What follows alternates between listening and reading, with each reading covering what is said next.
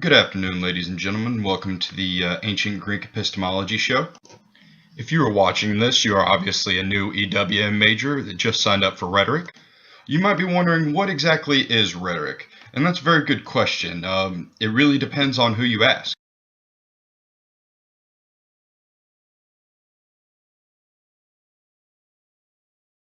That was the definition provided to us by the Merriam-Webster Dictionary. Rhetoric can be described in three different ways. Practice, which includes text, speeches, and multimedia. Heuristic, which include the appeals, ethos, pathos, and logos. And theory, which is basically philosophy. You might be wondering what an epistemology is. It's the theory of knowledge.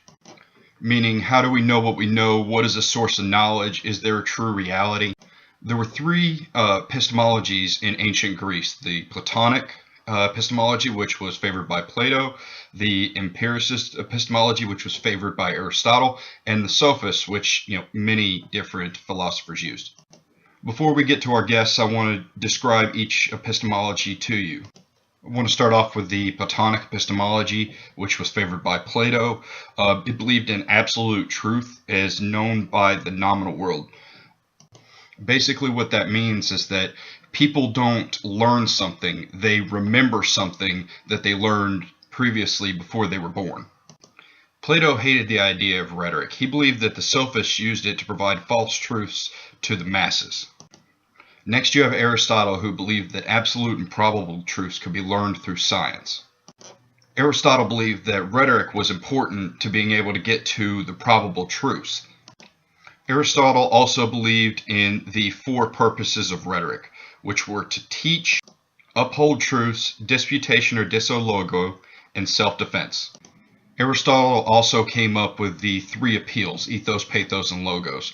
Logos is logic, pathos is emotion, and ethos is credibility.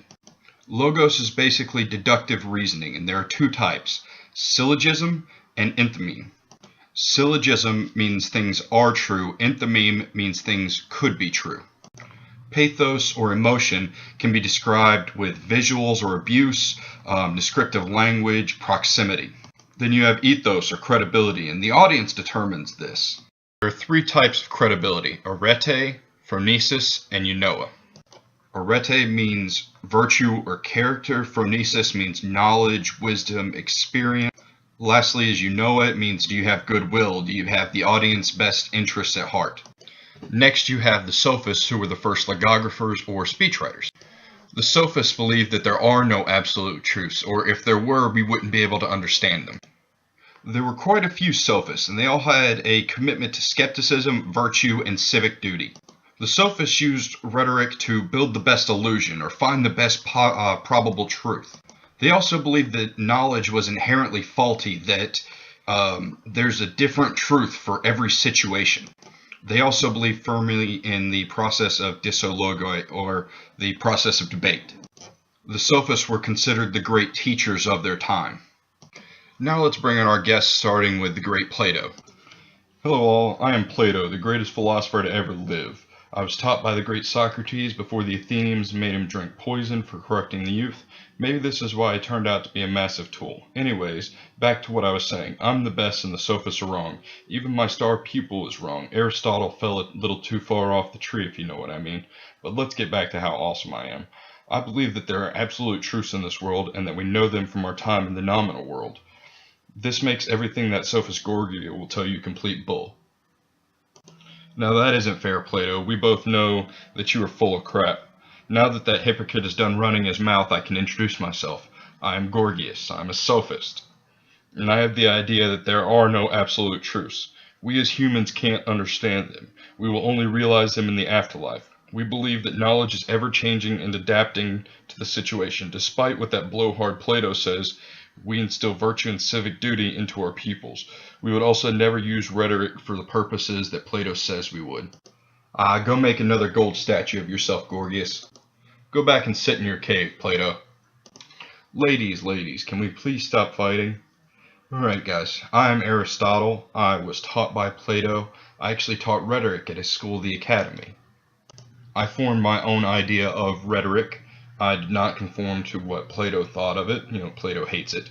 I didn't go with what the sophists thought of it. I believe that there are absolute truths in this world and that we can only find them through science. There are also probable truths, and that is where rhetoric comes in. I created the appeals, ethos, pathos, and logos, and that is greater than anything Plato or the sophists brought to the philosophical table. How did you fall so far when I had such high hopes for you, Aristotle? I took your ideas, Plato, and then I came up with my own way of thinking. I'm sorry if that's not what you wanted, but I ended up being the better of the two of us. Well, at least you didn't stoop to using rhetoric like the sophists. That's quite funny, Plato, especially coming from you. Considering you were the only person to ever badmouth anyone, you actually wrote a play about me, and how much you hated me, and how much you thought that I was an idiot. That is because you are an idiot. You can call me what you will, but you are the only hypocrite in this room. You said that you hate rhetoric, yet you constantly employed it. You employed it during your entire play about me. I wish you both would shut up. I was the only one that taught Alexander the Great. Weren't you banished from Athens because of that? Minor details. Alright guys, I think that's enough for now. Thank you Plato, Aristotle, and Gorgias for stopping by. Alright guys, well I hope you enjoyed watching, and I hope you got at least a little bit of an idea about the ancient Greek rhetoricians, and I appreciate you watching. Thank you very much.